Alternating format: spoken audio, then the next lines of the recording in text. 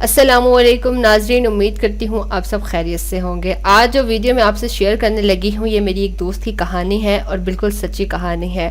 میرے دوست کا نام محمل ہے، اس کی عمر 22 سال ہے اور محمل اتنی حسین اور خوبصورت ہے کہ کوئی بھی اس کو ہاتھ لگائے تو وہ میلی ہو جائے، اس قدر نازک اور حسین ہے۔ محمل کا اپنے ہمسایوں کے گھر آنا جانا بہت تھا۔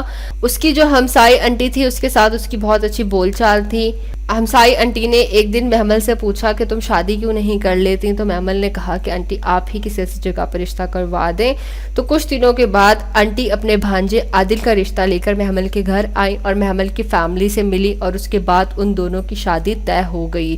شادی کا عرصہ 6 مہینے کے بعد کا تھا۔ محمل اور عادل میں دونوں میں بات چیت شروع ہو گئی، دونوں نے ایک دوسرے سے بات چیت کرنا شروع کر دی اور فیوچر پلاننگ شروع کر دی۔ محمل نے شادی سے کچھ ٹائم پہلے عادل کو بتایا کہ اس کا کسی بوائے فرینڈ کے ساتھ تعلق رہا ہے اور اس کا ملنا ملانا بھی تھا اور چھپ کے وہ اس سے ملتی رہتی تھی۔ عادل اس وقت ساری باتیں چپ کر کے سنتا رہتا تھا، اس کو کچھ بھی نہ کہتا تھا، الٹا پیار محبت کی باتیں کرتا رہتا تھا، مگر دل ہی دل میں وہ غصہ ہوتا رہتا تھا، اڑ اڑتا رہتا تھا۔ تھوڑا وقت اس نے برداشت کیا، اس کے بعد اس نے جا کر اپنی آنٹی کو بتا دیا کہ آنٹی آپ نے میرا رشتہ کروایا ہے اور یہ لڑکی اس کردار کی ہے۔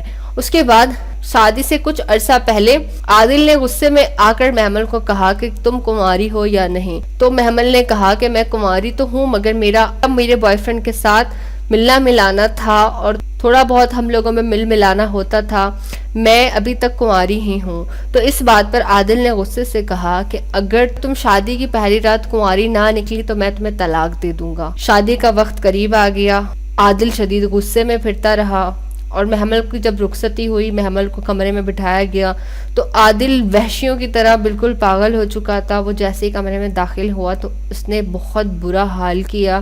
اس نے محمل کا اتنا برا حال کیا کہ جب تک محمل کا خون نہ نکلا اس نے محمل کی جان نہ چھوڑی۔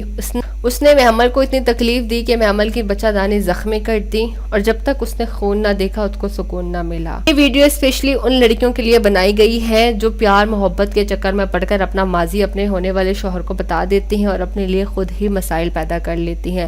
میں تمام لڑکیوں سے گزارش کروں گی کہ اپنے ماضی کے بارے میں اپنے ہونے والے شوہر کو کسی قسم کی بھی کوئی بات نہ بتایا کریں اور ایک خوشحال زندگی ہی گزارا کریں۔ امید کرتی ہوں آپ کو ویڈیو اچھی لگی ہوگی۔